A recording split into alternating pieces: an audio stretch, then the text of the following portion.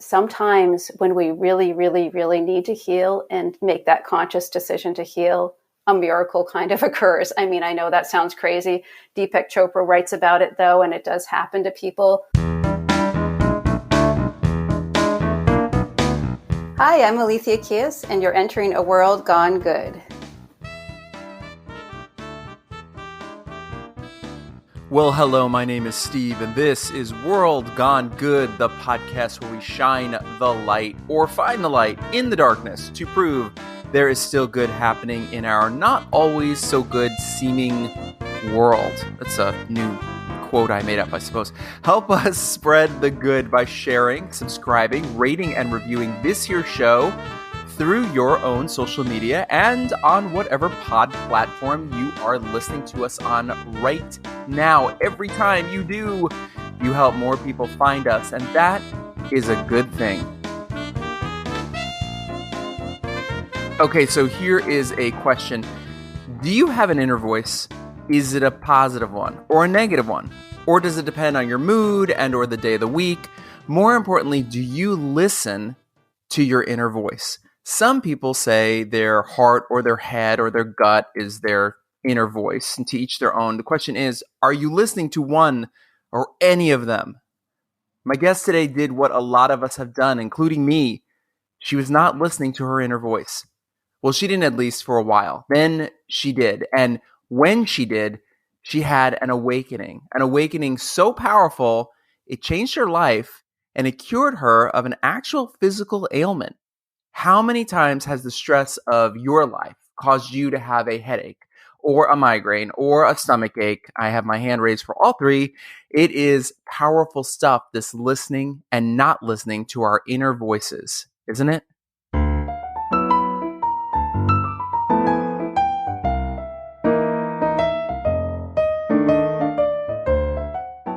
Alethea Kehas teaches yoga and reiki and is the author of two very different books, both focused on the power of listening and trusting our inner voices.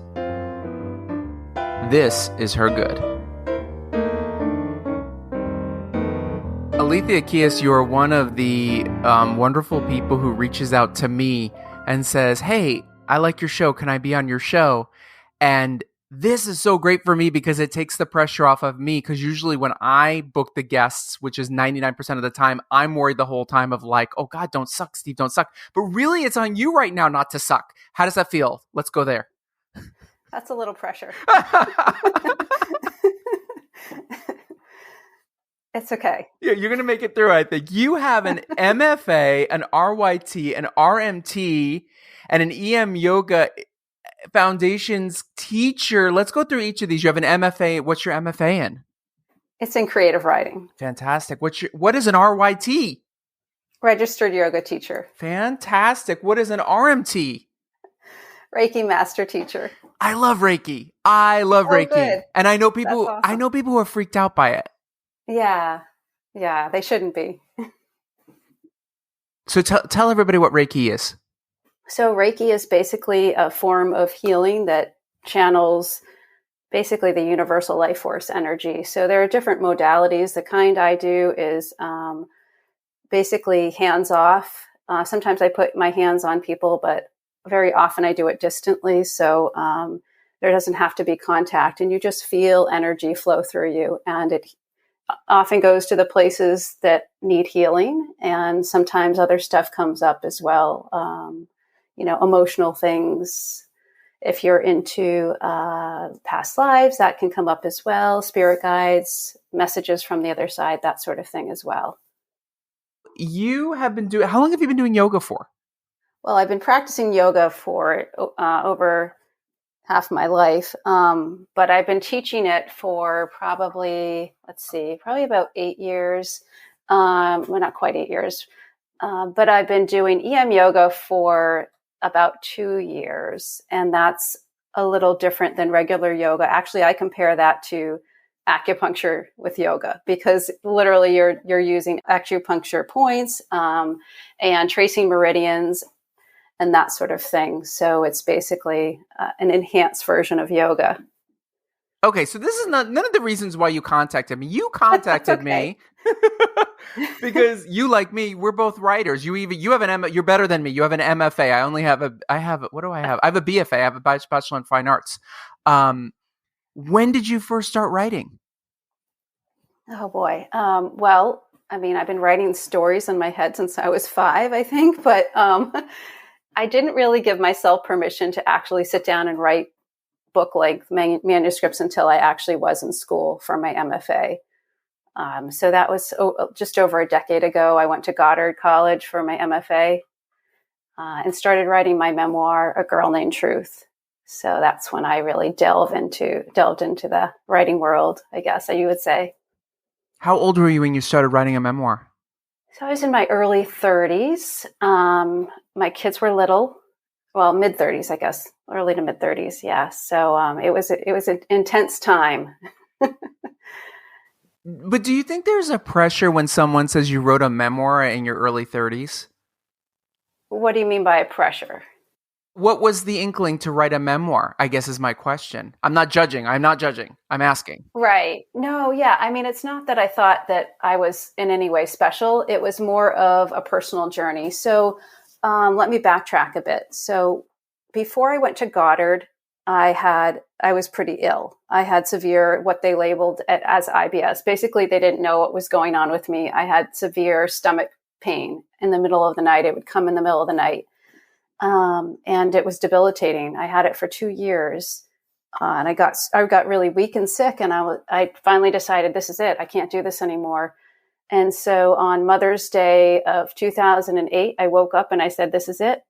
And I never had another episode. You might call it quantum healing, but it also was a shift. So I made a conscious shift to actually follow my dream, which was writing. And I quickly started pursuing programs that did MFAs that were distant learning or partial distant learning, which is what Goddard's approach is. And as I was integrated into the program, I realized that the stories that were held inside of my body, making me sick, were the stories I needed to write. So it was really a healing journey for me. And I decided to publish it because I was hoping that perhaps other people would find healing from it as well. We've all been silenced. We've all had stories trapped in our bodies. And so although my story might be slightly different than someone else's, I think there's a universality to it. I love this. I mean, in a good way, because this has happened to me so many times in my life where it's like, what are you doing? Yeah. How much longer? How many more messages do you need? So my question to you is, if you're willing to share, what were the stresses in life that led, do you think, to that realization of I've got to make a change? Yeah, I mean, literally, that's the fact that I couldn't care for my kids. There would be days where I'd have to have my husband come home, stay home from work, or I'd have to call, a relative. And that's not the life I wanted to live. So I really had no choice. Was this before yoga, during yoga, or did yoga come after? So that was before I went into yoga teacher training. I was doing yoga off and on at that time, probably not that actively because my kids were little. I don't think I was doing a whole lot of yoga actually at that time. But yeah, I mean, yoga came after that, and as well as Reiki and a whole bunch of metaphysical journeying came after that. Yeah, I really delved pretty deeply into spirituality through that process. And if I can ask you, because I think my audience is probably wondering too, was there a dietary nutritional change you made as well as a spiritual emotional change you made? That's a great question, because when I was trying to figure out what was wrong with me, I was going to, my PCP and also a gastroenterologist, and we were trying to figure out what was I doing wrong? What could I do differently? And that was kind of at the early stages of when probiotics were becoming popular. And I kind of suggested maybe I should try that. And the specialist said, yeah, try that. So I did. But honestly, I don't think it was that. I don't use them anymore. I just think that sometimes when we really, really, really need to heal and make that conscious decision to heal, a miracle kind of occurs. I mean, I know that sounds crazy. Deepak Chopra writes about it though, and it does happen to people. it's frustrating when I tell people that story because they do want to know something tangible. They want to know that like a probiotic will will cure their IBS, but I don't think that's the case. I think it was really more of that conscious decision to heal, and then actively taking those steps to do so. As I started writing, the stories were literally coming out of me. I could feel them come out of me. It was, it's just that process of detangling those stuck emotions that are inside of you. So, I think, diet can help. I didn't do any radical changes. I was already eating a healthy diet. I think I added a little more fiber to my diet as well, but I was already eating plenty of fiber. So yeah, it's hard to say if that really helped. Well, I think a lot of it is that so many of us, myself included, we are looking for sometimes quick fixes, but also like, what regimen can I change? We see things online, right? We see a Tony Robbins. We see a rich dad, poor dad guy. I can't think of his name. I was in a relationship with somebody a long time ago who was obsessed with that guy and would go to these forums and speeches and gatherings and come back with all these books, and he would say, you got to read these books, and I would start reading them, and I always found, for me, this is just me, that they talked in circles. Yes, you're right, absolutely. And honestly, I think that's kind of the root of it, because your story could be different from mine in the way you need to tell it, right? But whatever's trapped inside of you, that I'm just using you as an example, this doesn't mean it's happening to you, but whatever might be trapped inside of someone that needs to come out may manifest in a physical, disease of some sort. That's usually what happens. So searching for that root cause, I think, is going to actually cause more healing than a pill. Or, I tried all sorts of pills, by the way. And none of them worked. I was scoped as well. They were looking for an ulcer, all sorts of things.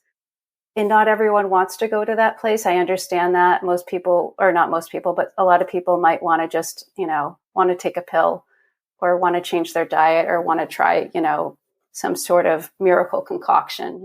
There's all these different trends out there, and that might help. But I think that if something's really needing healing, it'll keep coming back until it's resolved on a deeper level. That makes sense. It does. And I think a lot of people too, and I've been there in my life, don't want to do anything and just want it to be fixed. Yeah. Yeah. And I've been there too. That's why I went to Reiki.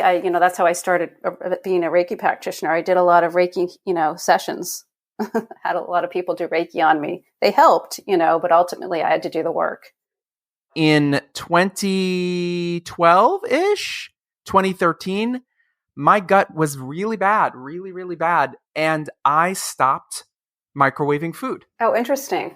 Wow. But it wasn't just about microwaving the food for me. Mm-hmm. And it's kind of what you just spoke about. It was also, I started slowing down the process of, I'm going to just throw this in the microwave. I'm going to eat it. We're going to wolf it down and we're going to run out the door, right? Yeah. We're going to go do whatever. Yeah.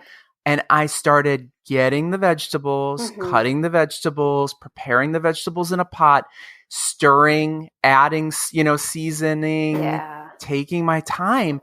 And I think part of that for me was, yes, it's a fact. Sorry, everybody listening. When we microwave food, we kill 90% of the nutrients in it because that's what the microwave does. But also just, I slowed the process down. Right. You were being more mindful overall, which I think is a huge key. That's incredible. Yeah. I think it was probably, as you said, a combination of both. Obviously you got to put some good food in your body as well, or it's going to be running on, crap. But right. Yeah. Now, A Girl Named Truth is a fantastic title. Where does that title come from? Well, my name means truth. And cool. Well, let's start. Well, hold on. Let's go here. Is your name Greek? It is Greek. See, I knew it. I know things. That's awesome. Yes. Well, your last name sort of helped me too. Okay, cool. But going back for a second, are you named after somebody directly? So this is an interesting story, which is one of the reasons why truth is just a prevailing theme through everything I do. As you know, my business is called Inner Truth Healing and Yoga. So I was not named after anyone in particular, but according to my mother, my name was found in some kind of mysterious book.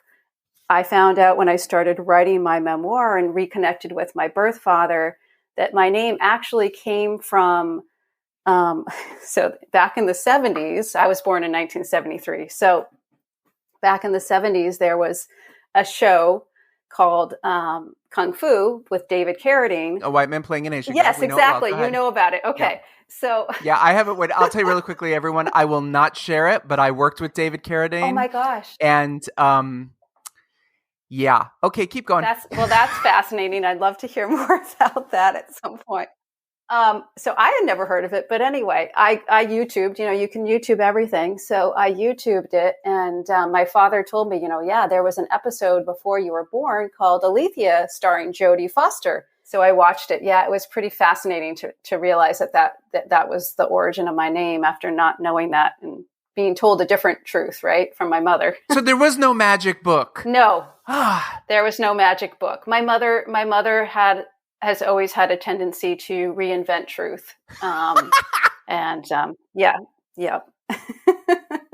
But wait, you got a Jodie Foster connection, which is awesome because I once took Jodie Foster to the bathroom at Warner Brothers. Oh my gosh, really? Yeah. Okay. I should just do a whole podcast on random celebrity stories. Right? Yeah. She was really nice. I bet. She couldn't find the bathroom, and I was waiting for had to bring something back to my boss in another building, and I was waiting for them to, whatever it was, a contract or whatever the hell it was. I was in my 20s, and Jodie Foster walks by once, and then she walks by the second time, and then I just go, I'm just standing in a hallway, right? And I just see her walk once, walk twice, and I just go, Jodie Foster, do you need help to find the bathroom? And she looked at me and she goes, I'll try to do Jodie Foster. She goes, yes. And I go, and she just started laughing. I go, yeah, come with me. And she goes, you are so nice. And we walked down the hallway, and I took her to the bathroom, and I go, here's the bathroom, Jodie Foster. And she goes, she just laughed, and she goes, thank you so much. I'm like, you're welcome. And I walked away. I just could see she needed to go to the bathroom on her face. This is my butt. Okay, so truth, is it something that has played through in your lifetime that you've either embraced, run from, accepted, haunted you? Or is it just your name? I think, honestly, it's everything but the last. I tend to think we're given our names for a reason, for the most part. And, not that it's necessarily conscious, not to get too woo-woo, but I think almost, we kind of choose our names when we choose what bodies we're going to, reincarnate in and what experiences we're going to have. And when I was, from the time of my earliest memory of knowing what my name meant, it felt like it was a guiding beacon for me. And, as a kid, I remember vividly, the times there where I'd, want to lie and sometimes would pull it off a little bit, but it was a struggle. I just felt like I had to adhere to this guidance of, always living by truth as well as I could define it, right? It's not easily defined in some ways, but then as I, was healing and going through the process of writing my memoir and deconstructing the truths I was raised on, it took on a whole nother level there as well. Decoding, truths from lies and secrets. And then as I was moving from that into my more inner truths, and that evolved, the metaphysical side, the spiritual side of, what is the universal truth that we're all bound by? So yeah, it's been, it's been my guidepost basically since childhood. Let's move over here. A desire to help. I'm reading from your website. I'm going to sound so like I've done my homework here. A desire to help today's youth live more mindful and authentic lives led to the creation of the Warriors of Light visionary fiction series, the first book of which, The Labyrinth, is out and available in paperback. These are YA young adult novels? Yes. Or are they for everybody? I mean, not that a YA novel can't be for everybody. Yep. So ages 9 and up. So you could say middle grade and up. Yeah, they're written with there's only one published so far. There's a series. The rest of the series hopefully will come out pretty soon. I'd like to get a publisher for them though. So basically the mission really is to help kids of all ages really find, as we were just talking about, tap into that inner truth, tap into understanding who they are. So they're empowerment novels, they're fantasy, but they're not, they're full of metaphysical truths, you might say, and really designed, to help guide people using, that metaphor of the labyrinth, what different pathways we can take to get to the center of our being. Did your own children play into the writing of these books? They certainly did. Not directly, though. Not like they helped out. I started writing The Labyrinth when they were pretty little. I think I was working on it when I was working on my memoir. I'd get little snippets here and there through meditations and stuff. So the characters are all based in some part on people I know. Yeah, you're not supposed to do that, right? But everybody does. Yeah, everyone does, right? So the characters, there's 6 main characters. They're 13 years old. They all shapeshift into their spirit totem animals. And so, for example, the character Lupe has a wolf's totem animal, which I'm pretty sure is my son's totem animal, and they share a lot of similarities. There's a character named Dell who doesn't look anything like my daughter, but her totem animal is an otter. And I'm pretty sure my daughter has an otter as one of her totem animals. So yeah. And then there's characters based on myself as well. So there's kind of a mishmash. So yeah, I drew from my own experiences, my children's experiences. My son in particular is a highly sensitive teen at this point, and I was a highly sensitive child and now adult. So that was also very impactful on writing these characters who are all a little different and feel the world pretty profoundly. Do you have a mindset or a plan of A to Z? It's 5 books, it's 3 books. This is the overall arcing story, and it has an ending. I thought I did. Right. And then I thought it was always going to be a trilogy. And then I wrote the second book a little while ago and then started soliciting beta readers. And as I was getting feedback from my beta readers, it kind of became apparent that maybe I needed to take a different approach with the second book. So I've decided to play along with the theme of the labyrinth a little more and actually write little vignettes and break it up a bit. So different pathways. It'll be more books than I thought. Some of them will be short, though. So, it's taking on its own kind of life, which is kind of fun, actually. Kind of fun and different. Well, I write myself. Yep. And a lot of the time when I'm writing, I can't write fast enough because I don't even feel like I'm doing the writing. I feel like they're just telling the story for me. Do you feel that way? Yeah, absolutely. Right. I mean, I honestly think that must be true of all artists and writers, right? We channel from a different source. We channel from our higher self or, some kind of other source that we don't really have complete control of. And then we have to edit it and make sense of it. Right. That's the hardest part. It is. It absolutely is. So this is my last question before we get to my final 3 that I always end the shows with. Okay. For you specifically, how important or necessary or needed do you think artists are in the world right now?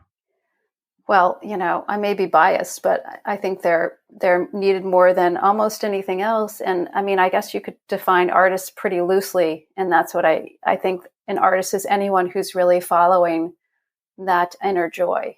And if you're following your inner joy, you could be an artist who's, a physician. You could be an artist who's a teacher.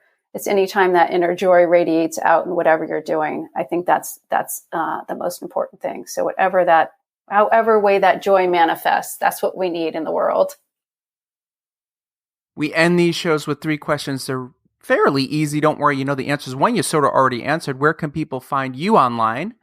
And where can people follow you on social media? So you can find me at my website, aletheakehas.com, which links to my social media and my blog, which is A Light Behind the Story, and my books are on Amazon.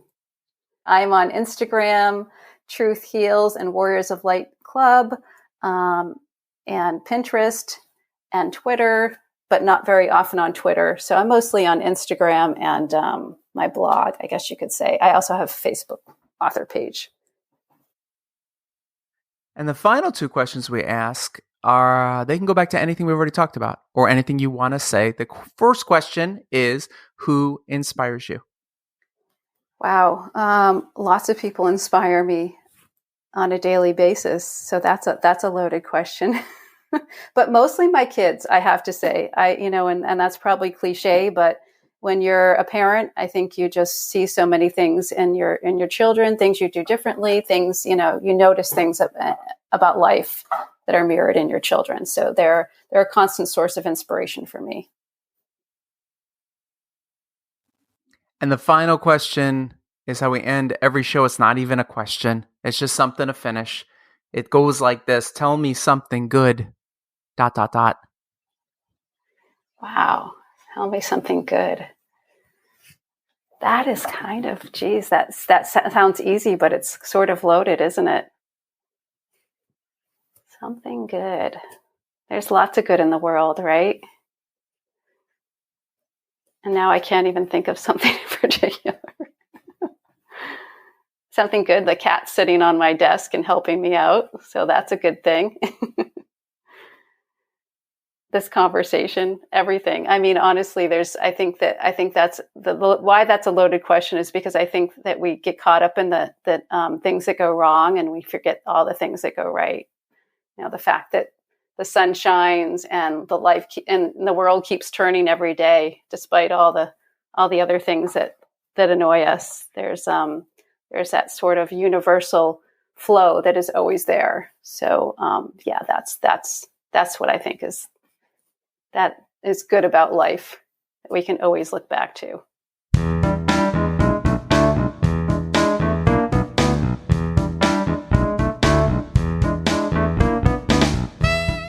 Thank you, Alethea, for sharing your good. Go find both her books on Amazon and give them a good read. Next time on World Gone Good. I did what any person does when they lose something valuable. I made posters for my lost joy and hope. And I bought a Skype phone number with voicemail recording capabilities, and I hung posters all over the neighborhoods all over Los Angeles. I'm dead serious. Amy Ball was missing joy and hope from her life. Quick backstory. 2 years ago, right before this here podcast ever even started, I made storytelling videos with friends. I called it something like Stories with Steve. I don't think I called it something like that. I think I did call it that. These were actual written down stories that people I knew read aloud and we discussed, and my pal Amy shared her search for her missing joy and hope. We are going to play you her story in full as she told it in 2020, and then we're going to follow it up with a conversation with her in the present of 2022. Here are the questions. Did she find her lost joy then? What about her hope? Has she held on to them now? What about you and your own joy and your own hope? Join us for a joyful and hopeful all-new episode next week. Until then, be good.